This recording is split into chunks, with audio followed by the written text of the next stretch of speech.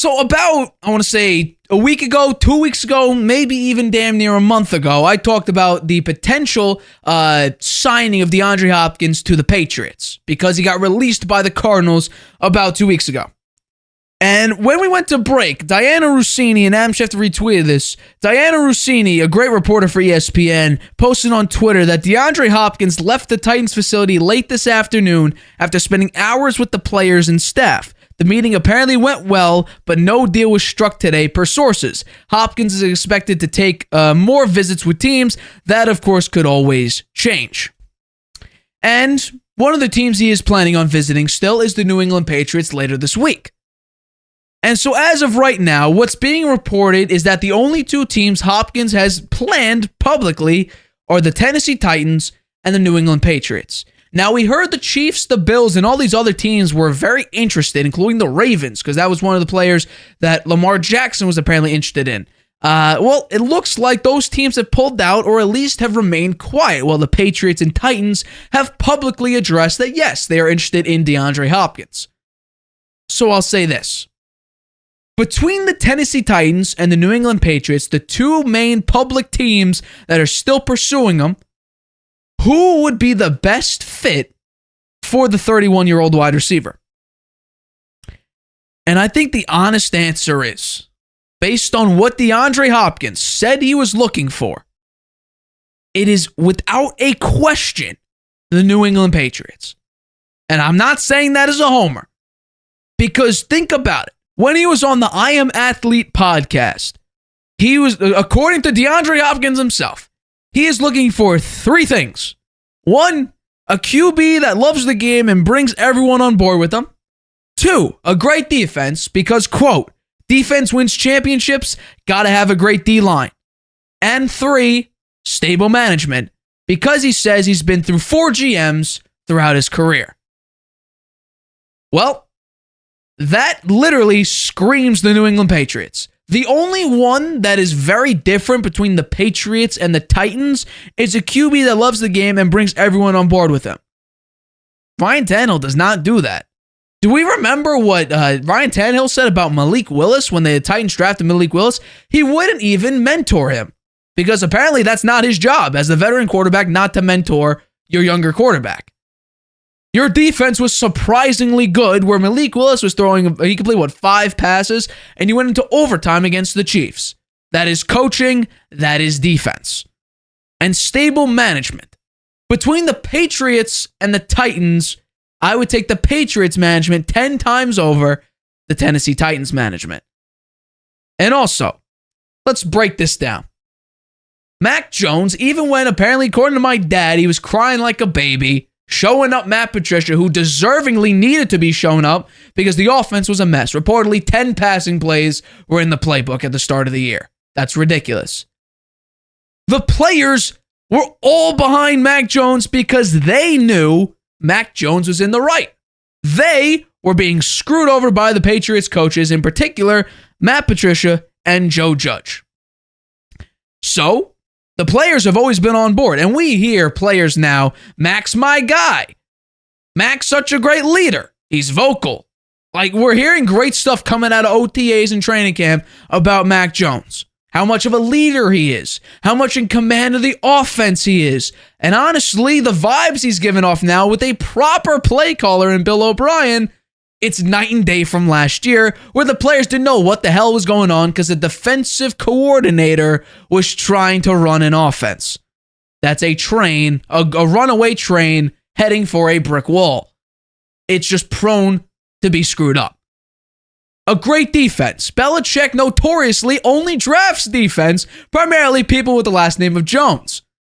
Jonathan Jones, Mac Jones, Marcus Jones. You can name a bunch of Joneses. Belichick mainly drafts defense. Hell, there was a wide receiver that he needed, maybe JSN or Jordan Addison. Instead, he drafts Christian Gonzalez, who I think will be a great acquisition because he may be the best quarterback in the draft, and he got him at 17. We'll see how he plays during this NFL season, but it could very well be the steal of the draft. Stable management, they've had the same management for over 20 years. How much more stable can you get? And DeAndre Hopkins and Bill Belichick have always voiced how much they love each other and love the game. And particularly, Belichick loves DeAndre Hopkins' game. So this is a perfect place for DeAndre Hopkins, hands down. And this also makes sense for the Patriots side. Because look at this. The Patriots can't draft wide receivers. Look at these names. Since 2010, these are the Patriots wide receiver draft picks. I brought this up before. In the 3rd round, Taylor Price. Who? 7th round, Jeremy Ebert. Who? Josh Boyce in the 4th round. Who? Aaron Dobson, Jeremy Gallen, David Lucien, Malcolm Mitchell, who had potential. Malcolm Mitchell was probably the only one, and maybe Tyquan Thornton, we'll see. He didn't look great his rookie year. But Malcolm Mitchell in his first year was honestly probably the best receiver in this entire draft class. He had probably the most potentially retired after year 1. I think it was due to an injury. Braxton Berrios. Now, it says at the bottom, no All-Pros, no Pro Bowls, no 1,000-yard seasons. Braxton Berrios made an All-Pro as a returner, not as a wide receiver. So that's the only maybe slight exception. But as a wide receiver, did not win an All-Pro. N'Keal Harry, he looked terrible on the Patriots. Trey Nixon is he's a practice squad player. And Tyquan Thornton, reports say he could have an up year this year, but last year was pretty bad. He played, 93% of the snaps, something crazy number like that. And Kendrick Bourne played barely anything, and Kendrick Bourne was obviously the better receiver. So we'll see what Tyquan Thornton has to do this year. But as of right now, the Patriots can't draft wide receivers. So it just makes sense because it answers 2 questions. It answers, honestly, 2 potential problems. 1, it has a problem with the Patriots don't have a true wide receiver 1. Devontae Parker gets hurt all the time. It's probably a really good wide receiver 2. Kendrick Bourne, he's great. He's probably a bottom wide receiver 2, wide receiver 3 material. Tyquan Thornton, rookie, I don't think he's going to step up. You lost Nelson Aguilar, who was probably your wide receiver 1. You really got no one as a true wide receiver 1. DeAndre Hopkins is a clear-cut wide receiver 1. And it also answers the big question that a lot of Patriots fans have been wondering. And honestly, probably Bill Belichick himself has been wondering. Is Mac Jones the guy? Is he a quarterback we could hold on to for 10, 12, 13 years? Or is he just some guy that's, primarily a backup? He's a lower tier guy. Well, he'll probably move around the league if we get off him. Because guess what? You handed him the keys to a broken down kingdom. And he was supposed to be the next Tom Brady? First of all, no one will be the next Tom Brady. Tom Brady is a one of one. He had monster shoes to fill in, and because Patriots fans had 20 years of success, he won 6 titles, tied for the most in NFL history. You expect continued success, at least with arguably the greatest coach of all time, Bill Belichick. Instead, Bill Belichick has a losing record without Brady. That's just the facts. He's made the playoffs twice without Brady. The last time he made the playoffs, he got curb stomped, and the Bills scored in every possession that they had. That was an NFL record. It wasn't until the next regular season in the 2nd or 3rd quarter that the Bills punted. So they had 5-6 quarters without punting a single time against the Patriots. So, it answers the question.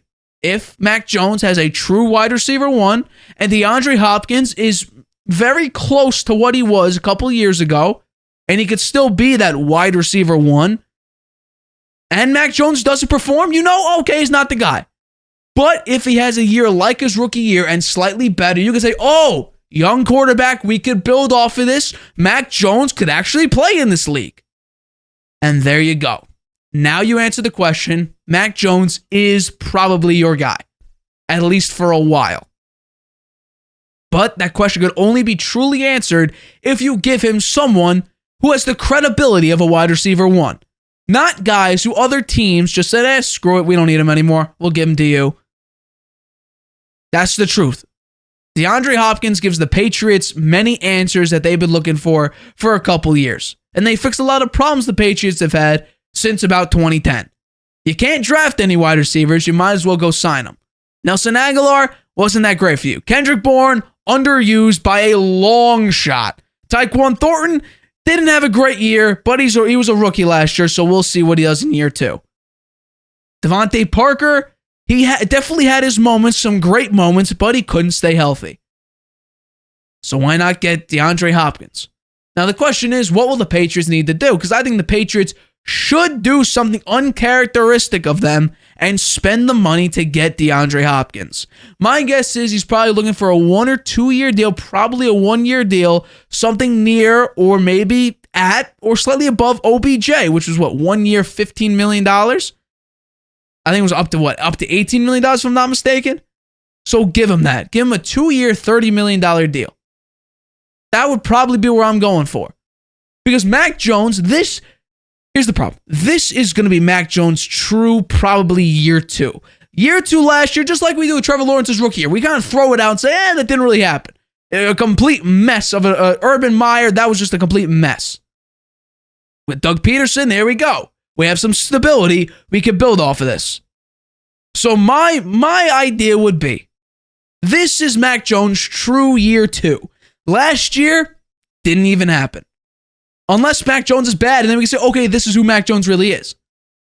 But I think now, with actually some stability and some common sense on the offense, this is where we could see Mac Jones actually perform, go back to his rookie year, where he was one of the best rookies in NFL history. He had almost 70% completion percentage, had like a higher passer rating than Tom Brady and like Patrick Mahomes and stuff. Crazy numbers for a rookie. Better stats than some stats were higher than Josh Allen and Matt Stafford and Mahomes and Brady. It was ridiculous. So maybe we'll see that Mac Jones now, and I hope we do, because guess what? That Mac Jones is a top 15 player in the NFL. Hell, he was ranked 15th actually in his rookie year. As a rookie, he was above average. On a Patriots team that arguably has one of the worst wide receivers. You could definitely argue that the Patriots wide receiver core is one of the worst. But here's the big caveat. The offensive line, I looked up offensive line rankings as of right now. We'll see.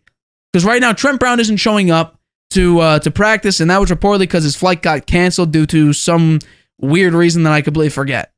However, Trent Brown didn't do that well last year. He would do some sort of drop block, and it never worked. I've seen it work for some other offensive linemen, but it never worked for him. Now, I think he lost a lot of weight, which I think would be good for him. He's like 6'8", 370, some crazy number like that. But they're putting in, was it Calvin Anderson and Riley Reif, I'm pretty sure? 2 new guys that they picked up. They're your offensive linemen right now. Not great. I looked at the numbers. The Patriots offensive line is between 18th and 24th. I've seen different numbers across 4 or 5 websites that were from this year after the Super Bowl, which was about late May, early June. I tried to find the most recent rankings of offensive lines. And these aren't some whack websites like, jackdoesrankings.com. No, it's like Bleacher Report did one. PFF did one. I know no one likes PFF, but PFF did one. So they were around there. And also what's pretty interesting about this, I will say this. I just want to throw this out here. The Patriots just got off of James Robinson. They signed him earlier this offseason for like a 2-year deal. They waived him today, like about 30, 40 minutes before the show started. Just throw us out here. Just going to send it out here. Zeke or Dalvin Cook to the Patriots? Just go throw it out here as a little tidbit. Argue about it in the comments. We'll see. Just want to throw it out here that maybe Bill Belichick is not done. He's still cooking his food. Still stirring the pot. Maybe getting some new guys out here. Throwing it out there. Hi, everybody. Thanks for watching. Make sure you subscribe here to get the latest from the show. Also, if you want to check out the full episode, make sure you click the I in the top right-hand corner right now. If you want to listen to this show anywhere you go, make sure you go to anchor.fm/The Harvey Hour or anywhere you get your podcasts.